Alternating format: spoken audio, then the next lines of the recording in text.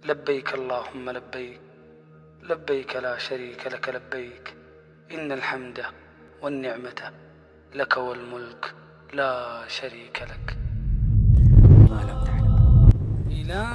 Menggendong sang ayah selama prosesi haji.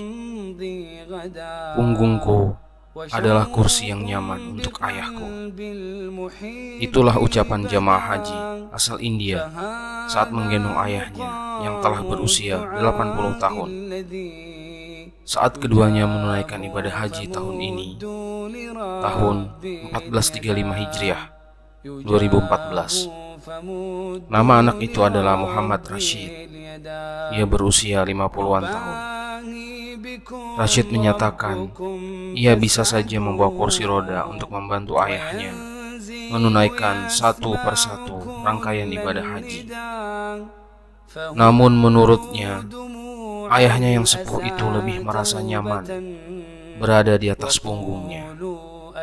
Jadi ia lebih memilih cara itu agar ayahnya merasa lebih senang. Aku bisa mendorongnya dengan kursi roda atau alat pengangkut sejenisnya, tapi punggungku lebih nyaman untuk ayahku, katanya kepada Harian Al-Waton. Rashid adalah anak satu-satunya dari sang ayah, dan ia sangat menyintai ayahnya lebih dari apapun. Aku sangat dekat dengan ayahku, terutama setelah ibuku meninggal dunia, katanya. Dia berkisah, dulu sewaktu kecil ayahnya senantiasa menggendongnya, mengangkat tubuh kecilnya di atas punggung si ayah. Sekarang saatnya aku membalas kebaikan ayahku dalam bentuk serupa. Sebenarnya sang ayah sejak dulu telah mengutarakan harapan agar bisa menunaikan ibadah haji ke tanah haram. Namun saat itu kondisi keuangan keluarga mereka tidak memungkinkan. Ketika ayahku berusia 80 tahun, aku memutuskan untuk membawanya pergi haji. Tidak peduli berapapun biayanya, kata Rashid. Rashid melanjutkan, aku juga bertekad dan berjanji kepada diriku sendiri bahwa aku tidak akan membiarkan kaki ayahku menyentuh bumi. Aku gendong, baik saat tawaf, mengelilingi Ka'bah 7 putaran, sa'i, bolak-balik 7 kali antara bukit Safa dan Marwah, dan saat melempar kerikil Jamarot. Setelah berhasil menunaikan tekadnya itu, Rashid teringat akan ucapan seorang di desanya, desa kecil yang berada di India. Orang-orang mengatakan ia tidak mungkin bisa menunaikan ibadah haji karena ayahnya yang sangat mencintainya tidak akan mungkin mengizinkannya berangkat ke Arab Saudi. Selain itu, ayahnya juga tidak bersedia apabila ia digendong agar pergi haji bersama. Namun ia telah membuktikan apa yang disangkakan penduduk desa itu keliru. Bahkan ia tidak hanya berangkat dengan ayahnya saja, ibu tirinya pun ikut serta bersama-sama menunaikan rukun Islam yang kelima. Kisah Muhammad Rashid ini mengajarkan kepada kita tentang berbakti kepada orang tua.